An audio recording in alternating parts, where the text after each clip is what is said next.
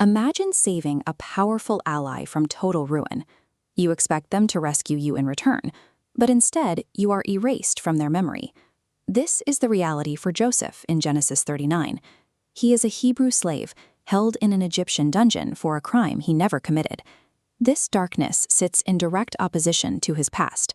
Years before, Joseph experienced vivid dreams of leadership and greatness, visions where his own family bowed down before him.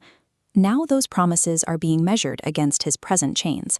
The psychological toll of this moment is the struggle to maintain faith when circumstances flatly contradict a calling. Genesis 40 tracks the mechanics of this tension, exploring how one trusts an unseen divine orchestration during a season of total abandonment. The silence breaks when Pharaoh's chief cupbearer and chief baker are thrown into Joseph's prison after offending the king. These roles carried significant intimacy within the Egyptian court. These men lived in constant, daily physical proximity to the monarch. One morning, both officials are terrified. They have each experienced a vivid, specific dream on the same night, but with no royal magicians available to interpret them. Joseph responds to their fear by bypassing the Egyptian reliance on sorcery.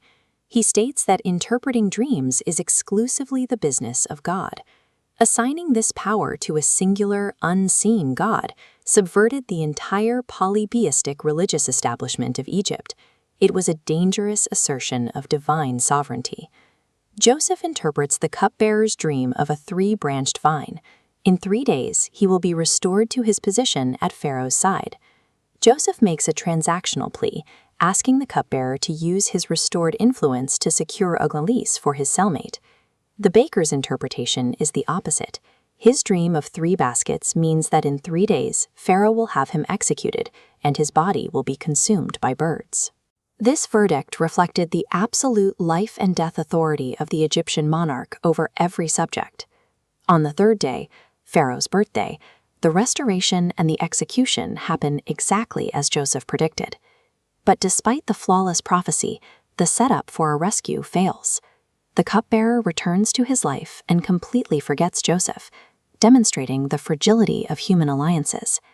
If God controlled the timing of these events, why allow human memory to fail at the exact moment a rescue seemed certain?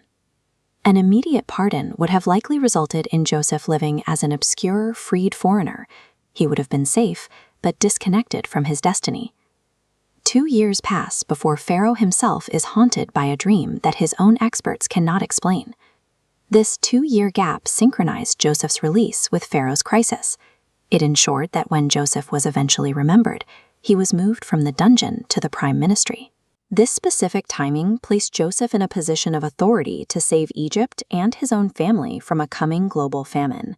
This narrative data frames divine delay as a structural feature of a larger plan. The silence in the dungeon served the eventual outcome. When human systems fail and you feel forgotten, it often signifies that a delayed rescue is the necessary architecture for a masterpiece of providence.